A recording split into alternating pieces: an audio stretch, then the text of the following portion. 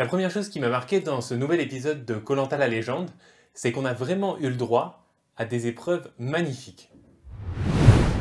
La première épreuve tout d'abord qui a eu lieu sur l'île des Bannis, j'ai trouvé que c'était une bonne idée de commencer l'épisode par ça, parce que ça permet de donner du rythme d'entrée de jeu, ça permet de nous informer tout simplement sur la personne qui va être pour la première fois éliminée définitivement. Alors déjà, la mise en scène était plutôt sympa, le côté arène c'est toujours un petit plus pour plonger dans l'épreuve. Ensuite il y a eu pas mal de suspense quand même avec le duel Karima-Cindy, c'était très serré.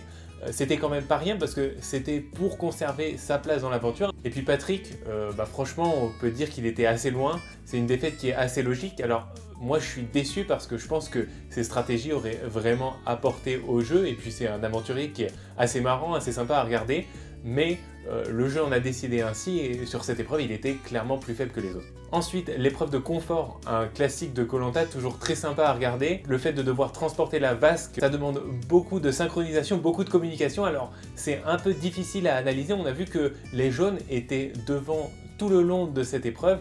On peut pas vraiment dire pourquoi, ça se joue sans doute à des petits détails de communication, à des gens qui prennent des rôles à certains moments où on peut pas forcément voir. Ce que j'ai trouvé très sympa en revanche, c'était de composer l'équipe au cours de l'épreuve. J'ai trouvé ça beaucoup plus dynamique que ce qui se fait d'habitude. En général, le chef d'équipe choisit quelqu'un, Denis lui pose la question de savoir pourquoi il a choisi telle personne.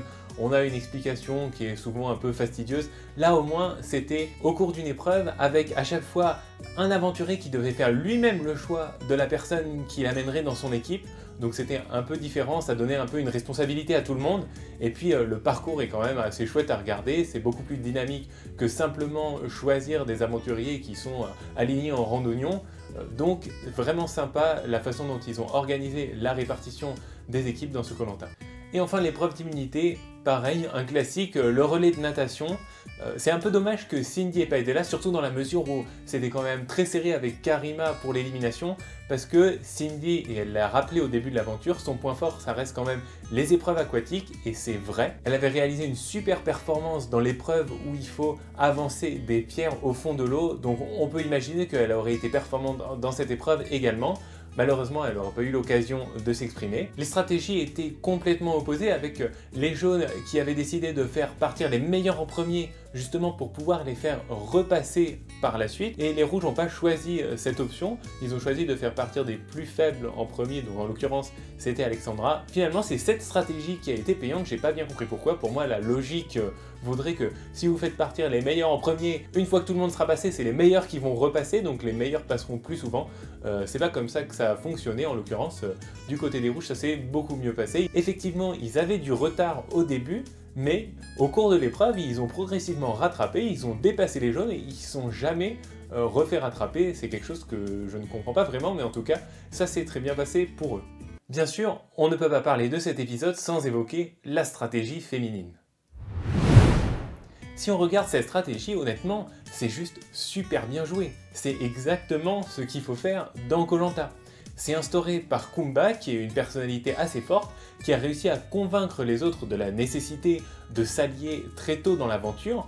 Et en fait, là, ce qui se passe, c'est qu'il y a une phase, quelque part, de pré-équipe, avec le camp des hommes, le camp des femmes, et c'est une phase qui est extrêmement précieuse pour nouer des alliances si vous avez la capacité de le faire. D'ailleurs, dans l'île des héros, c'est quelque chose qui s'est fait également. Alors ça n'a pas été montré au moment où ça a été fait, on l'a pas vraiment vu à la caméra à l'époque, mais on a bien vu qu'entre Moussa et Claude en particulier, Moussa protégeait Claude. Moussa était dans le camp majoritaire des jaunes et il disait toujours non, non, on ne vote pas Claude. Et Claude disait moi je ne suis ni rouge ni jaune, je suis noir, je fais partie du camp des héros, le camp du tout début. Et là Kumba essaye de refaire exactement la même chose, utiliser la phase de pré-équipe pour tisser des liens. Et on a vu que les garçons étaient très actifs. Les garçons sont en fait relativement appréciés par les filles parce qu'ils sont actifs sur le camp. On a vu Théoura qui attrapait un énorme poulpe, qui était capable d'organiser une chasse aux crabes nocturne avec des torches qu'il a fabriquées. On voit que leur cabane, elle est pas mal, on voit que Laurent nettoie le camp,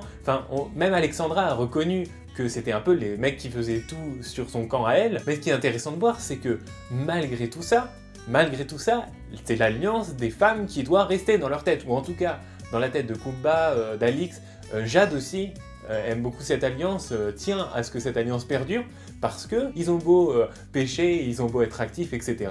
Nous, on veut gagner, donc on va faire ce qu'il faut pour. Il n'y a pas d'état d'âme à avoir, même s'ils sont sympas, même si on les aime bien, moi je me mets à leur place, je suis une femme, il y a une super alliance de femmes qui s'est mise en place, je ne trahis pas l'alliance de femmes, quoi qu'il arrive, parce que je veux gagner. Voilà, c'est ça qu'on veut voir dans Koh-Lanta. C'est ça que je veux voir dans Koh-Lanta. Après, tout le monde ne sera pas d'accord, évidemment. Et pour maintenir cette alliance, elles sont capables de vraiment jouer, et c'est ça qui est chouette. On le voit par exemple, Jade, ça l'a fait marrer que Namadia essaye de la rallier. Namadia, il se dit, bon bah je vais essayer de rallier Alexandra et Jade à ma cause parce que j'ai l'impression qu'elles sont un peu moins liées au groupe des femmes, etc. Mais il sait pas qu'elles ont vraiment scellé une alliance forte. Et donc Jade, ça l'a fait marrer et on sent bien qu'elle ne va pas dévier de sa ligne de conduite. Alix aussi, Alix je l'ai trouvée très bonne quand elle fait circuler de fausses infos au sujet de Clémence. Elle dit au mec ah bah ouais, je pense que ça va être chaud pour Clémence parce que à cause de ces 2 victoires, elle va être en danger, c'est sûr que c'est délicat pour elle, alors qu'elle sait très bien, ou en tout cas elle espère, que ce n'est pas le cas et qu'il y a vraiment cette alliance de femmes qui va protéger Clémence également.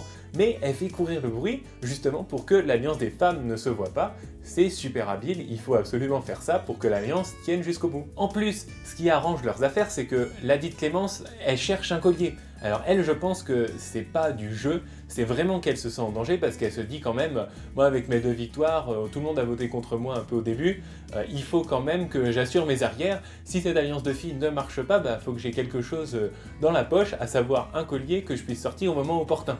Donc elle cherche le collier, mais du coup, c'est génial pour les filles parce que ça alimente l'idée que Clémence se sent en danger, et donc, dans la tête des gars, bah, si Clémence se sent en danger, c'est que l'alliance entre les filles existe, hein, ils s'en doutent bien, mais elle n'est pas si solide que ça, sinon elle se sentirait pas en danger, elle ressentirait pas le besoin de chercher le collier. Et en plus, encore meilleure nouvelle, elle le trouve, donc en plus de faire circuler des fausses infos pour les gars, la recherche de collier a rapporté un collier. Même si Candice a dissuadé Clémence de dévoiler ce collier à toutes les filles, on sent que c'est un atout qui pourrait servir le camp des filles en général. Mais alors évidemment, la meilleure des meilleures à ce petit jeu, c'est Kumba. Évidemment, parce que c'est elle qui est initiatrice de cette stratégie, donc forcément elle va la défendre bec et ongle. Donc déjà, on voit qu'elle fait bien attention à ce que les filles se rassemblent pas trop. Donc elle est dans le camp des jaunes. Quand elles remettent au point leur stratégie, elles disent c'est bon, ça marche toujours. Elles disent après, eh ben faut pas trop qu'on se voit, faut pas trop qu'on soit un petit groupe de filles parce que sinon la stratégie va se voir. Oui, il faut stimuler la stratégie, c'est évident. Ensuite, il y a juste un plan où on la voit faire quelque chose de très malin, c'est de répandre cette idée que les filles sont pas bien intégrées dans le camp des jaunes. On le voit, elle dit « Non, chez les mecs, je me sens pas chez moi, c'est pas mon camp ici. » Elles sont que entre filles, hein, évidemment, au moment où elle dit ça, c'est important. Donc elle véhicule cette idée que non, on est là, mais on reste filles. On a beau être dans un camp où finalement tout se passe bien, les gens s'entendent bien, il n'y a pas de problème particulier, on a à manger, la cabane est pas mal.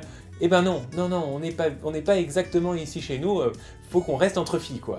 Et puis alors le clou du spectacle, c'est qu'elle ment comme un arracheur de dents, c'est incroyable, elle ment à Claude déjà, elle lui dit non, t'inquiète, il n'y a pas d'alliance de filles, la prochaine fois on votera Candice. Elle lui dit comme ça, elle lui dit c'est bon, pas de souci, la prochaine fois on votera Candice, alors que dans sa tête c'est bien clair que ça n'arrivera jamais. Mais elle est tellement prête à défendre son alliance qu'elle est prête à mentir à Claude tout simplement pour parvenir à ses fins. Elle le dit d'ailleurs, et on verra, on se retrouvera à la fin du jeu, mais là, je suis venu là pour mener mon alliance et amener 5 personnes de mon groupe d'origine à l'orientation. Voilà, l'objectif est clair, donc maintenant je mens à Claude, il n'y a pas de souci. Et puis alors au conseil, ce mensonge avec un aplomb incroyable. Denis lui a clairement posé la question, votre objectif ce soir, c'est de voter pour ne plus avoir à revenir ici, c'est bien ça?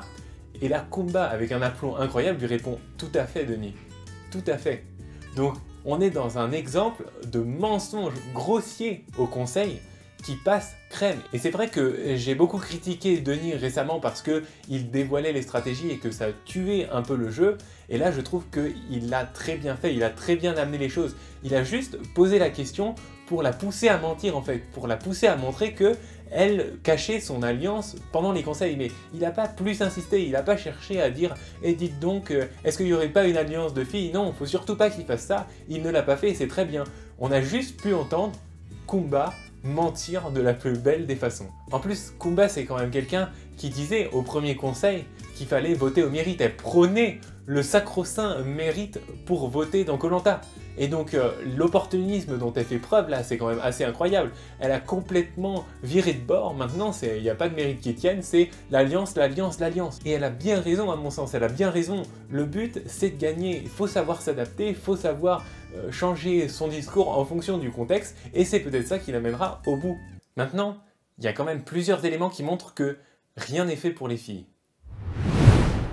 Rien n'est joué, premièrement parce que l'alliance des filles n'est pas parfaitement hermétique. Il y a quand même quelques failles dans la carapace qui font que, à la longue, l'alliance des filles pourrait bien s'effriter. La première, c'est bien sûr Alexandra, qui n'a pas du tout envie de voter Loïc. Elle l'a affiché clairement dès le départ. Je trouve d'ailleurs que c'est pas très malin de sa part. À sa place, j'aurais menti comme a pu mentir Kumba, ce que je trouve bien plus habile, dire tout simplement, bah oui, pas de souci, moi, Loïc il dégage quand vous voulez, n'émettre aucun doute quant à cette alliance de filles, puis après, en sous-marin, essayer de se débrouiller pour protéger Loïc, et puis plus tard, jarter des filles, enfin voilà, beaucoup de choses peuvent se passer. Ensuite, il y a Clémence qui ne voulait pas voter Maxime. Elle a dit j'ai commencé à construire une relation de confiance avec Maxime en l'immunisant lors du dernier conseil, donc je n'ai pas envie de voter Maxime. Donc quelque part, je me demande si elle n'a pas voté à l'encontre des consignes de vote du groupe des filles. C'est une façon pour elle de se mettre un peu en danger quand même, parce qu'elle montre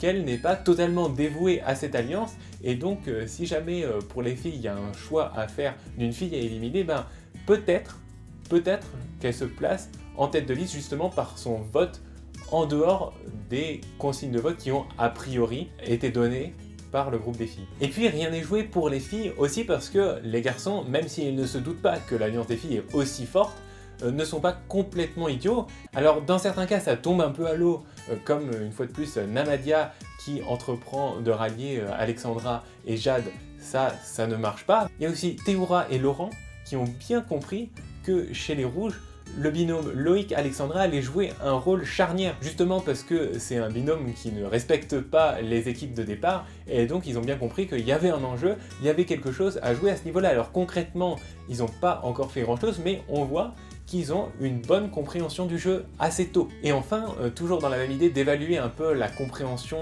que les garçons ont du jeu à l'heure actuelle, on va parler de Claude, ça faisait longtemps. Claude dit au prochain, c'est une fille qui sort, et il l'a rappelé au conseil. Ça, c'est super important. C'est super important parce que ça veut dire que c'est pas juste une idée qu'il a évoquée comme ça, puis après il l'a oublié, c'est vraiment le fil conducteur de sa stratégie. Il sait qu'il y a ce risque d'avoir une alliance de filles très forte. Il dit au conseil, pour le moment, j'ai pas l'impression, j'ai l'impression qu'on est quand même assez unis. Pour moi, les anciennes équipes n'ont pas vraiment de rôle dans le jeu à l'heure actuelle, mais il a bien gardé en tête ce projet de vote pour Candice, qui va pouvoir lui dire est-ce qu'il y a une alliance de filles ou pas, est-ce qu'on est en train de se faire rouler dans la farine ou pas.